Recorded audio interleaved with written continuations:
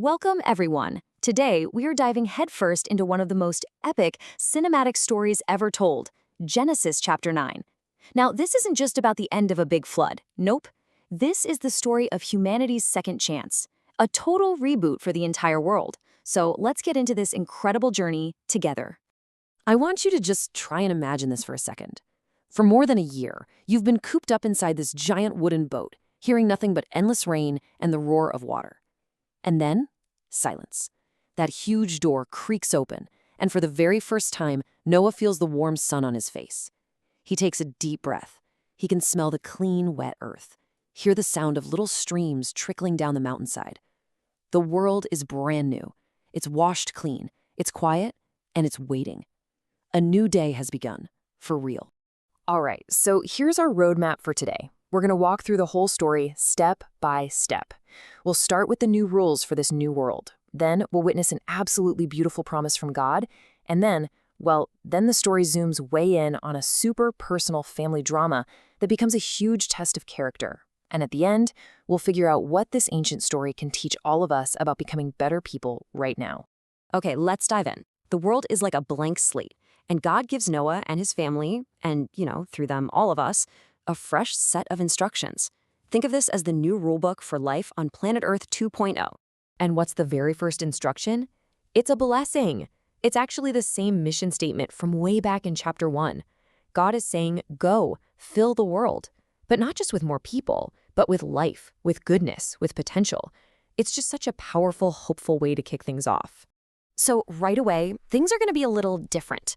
The relationship between people and animals gets a major update. Before, it was one way. Now, God says animals can be a source of food. But there's a really important rule attached. You have to respect the life of the creature, which is in its blood. This kind of shows us that the world isn't that perfect Garden of Eden anymore. And this rule, it's actually setting the stage for an even bigger one about human life itself. And here it is, maybe the most important rule of all. Human life is sacred. It's precious. Why? Because you and me, are made in the image of God. So this isn't just about punishment. It's a huge statement about our value. To hurt another person is like trying to damage a masterpiece, to mess with the reflection of the Creator. This idea, it becomes a cornerstone for all of civilization. Okay, so we've talked about the new rules. Now, the story takes a turn. It shifts from law to a moment of pure grace. This is the emotional peak of the chapter. God's promise to never, ever destroy the world with a flood again. Let's see how he guarantees it. So God doesn't just say, hey, I promise.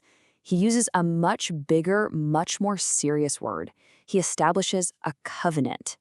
And get this, look who it's with. It's not just Noah and his family and all their descendants. It's with every living creature. The birds, the dogs, the fish, everything. This is a promise for the entire planet. All right, time for a little word explorer moment. What in the world is a covenant? Well, think of it like a promise with a capital P, a super promise. It's not a maybe, it's not an I'll try. It is a rock-solid, unbreakable, forever agreement. It's like a handshake between God and everything he ever made. It is a huge deal. But let's be real for a second. Put yourself in Noah's sandals. You literally just survived the end of the world. Words are great, but you might want a little something more, right? Something you can see. A permanent reminder that this promise is for real. So what could God possibly do to make sure no one ever forgot? And the answer, it's just breathtaking. Up against the dark storm clouds that are finally rolling away, God paints the very first rainbow. Can you imagine seeing that? This explosion of color, this beautiful arc of pure hope. It wasn't just pretty, it was a sign, a message. And now every single time we see a rainbow, it's that same exact reminder of that ancient, unbreakable promise. Okay, so we just had this epic widescreen moment with the rainbow. And now the story's camera pulls way in. We're pivoting from this huge divine promise to something deeply and kind of messily human. We leave the mountaintop and we go inside one family's tent. And things are about to get complicated.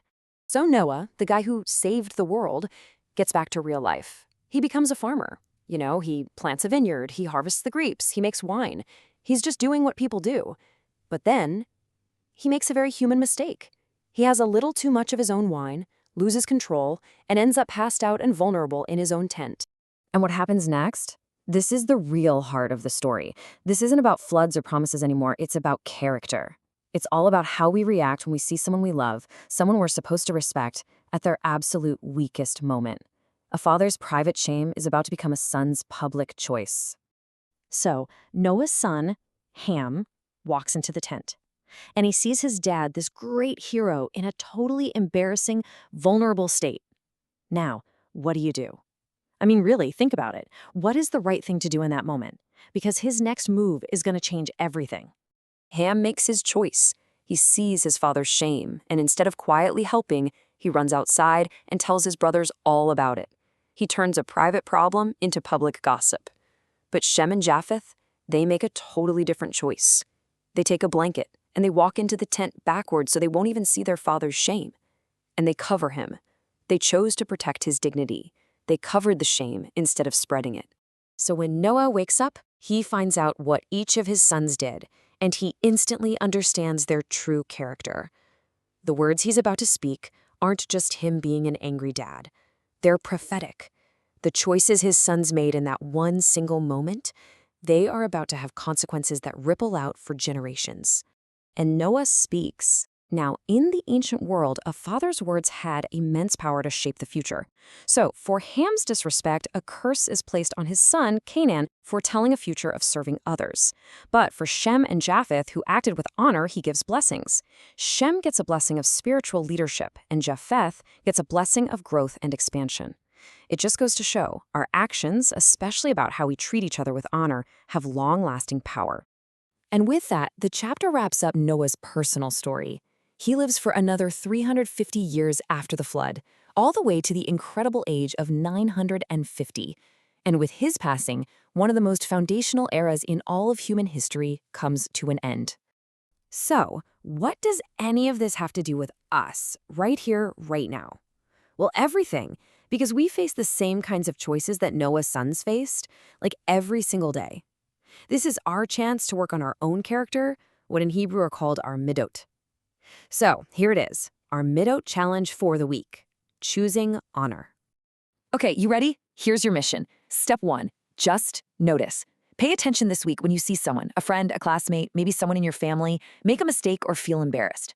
Step 2, choose. Your first instinct might be to laugh or tell someone else. Don't. Choose to act with honor instead. And step 3, cover. Find a simple way to protect their dignity. Maybe you just change the subject. Maybe you offer a kind word.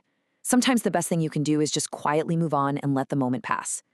And really, this whole incredible chapter boils down to this one powerful question. When we see someone's weakness, their mistake, their vulnerability, do we see a chance for a cheap laugh?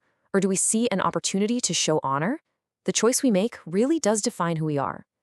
Thank you for joining us for this complete journey through the Pardes. We hope these ancient truths help you and your family improve your own dimensions this week. If you enjoyed this full chapter deep dive, please like, subscribe, and share which part of the journey touched your soul in the comments. We'll see you in the next chapter.